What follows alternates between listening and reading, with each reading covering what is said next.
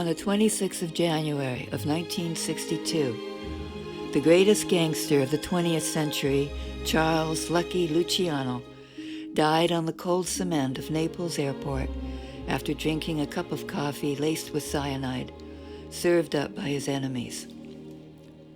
The hypocrites and political, Nazi and Arab ass-kissers murdered the charismatic boss of bosses to pump their wallets full of blood money.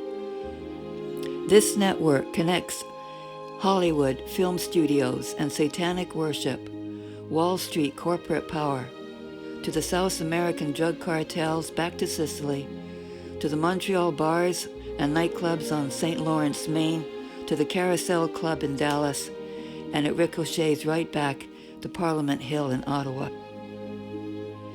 But at the true core of this kaleidoscope is the never-ending story of medical, biochemical experimentation by a one-world government and anti-Semitism. So the cover-ups and the lies persisted decade after decade after decade to sell the tabloids, the Sunday papers, the glossy coffee table magazines, the, quote, New York Times bestsellers, unquote, scaring the middle-class suburbs with big bad stories of the big bad ugly mobsters.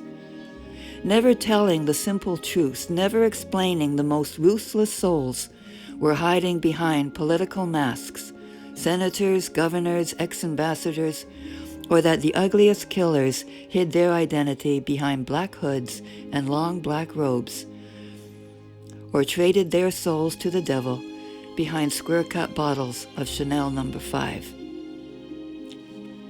Let's look at the facts here. The 4 murders of Luciano, Monroe, JFK, and myself in some way all connect to the government of Canada, and the consistent thread is always the Middle East, more especially Saudi Arabia, Syria, and the prize pumpkin, Iran, or Persia, which was how the Iranian princess Nahide Qajar, aka Mrs. Soares, described her beloved homeland.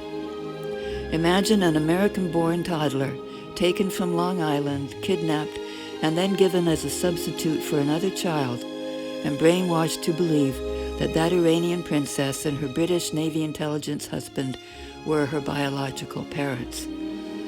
But that kind of thing happens a lot, especially today. Too many children of many different cultures. But sooner or later, under the human rights laws, these displaced children find their origins. So why is it that in this case, it has been so damn difficult to prove my identity, even though it was told to me in person by a Montreal mobster Rivard on that sunny summer morning in 1965. I remember it so well, every detail, even today. Particularly the great shock as he confronted Naide in the living room there with the words, "Madame, we know you have her." And then, en français, in French, he says, "Does she know her father?" And Naide looked so terrified, I felt sorry for her, until I saw the hate in her eyes as she looked at me. And again in 2007 at a Winnipeg hotel where I was working on a mural for the Winnipeg City Council, a contact from the Genoveses in New York told me that, quote, "At the age of 3, everybody thought you'd been killed, but you got another identity, and now it's up to you to find out what happened."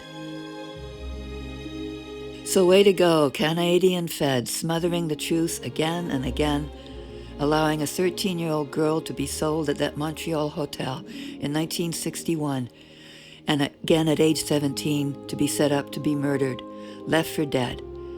The Canadian feds have obstructed the justice and all the evidence for the sake of the cannabis, the opioids, the heroin, the meth, letting the RCMP guys stop a case from getting to the truth. Same for the OPP, same for the York Region Police, who kept telling me from 2003 way up to 2011, we never heard of this couple that were living right there in that house in Newmarket for over 35 years. And yet the woman I was trying so desperately to contact, Princess Nahide Qajar of the last legit Qajar dynasty of Iran, had supposedly died in 2007, but I was never to know that. Again, it was a great shock to discover it on an obits at Google when her husband died, supposedly again, in 2015. It was then that I realized that God wanted me to get to the truth of this and that something so sinister was happening. And I'd known that ever since my fiancé, Ron Deschênes, was murdered in again another setup involving the RCMP and all the way to the New York FBI office, connecting a hired contract killer known to Montreal police to Regina RCMP and again to the feds in New York.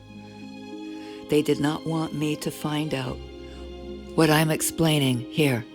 So murdering witnesses to my evidence, hiring a contract killer that day in August of 2004.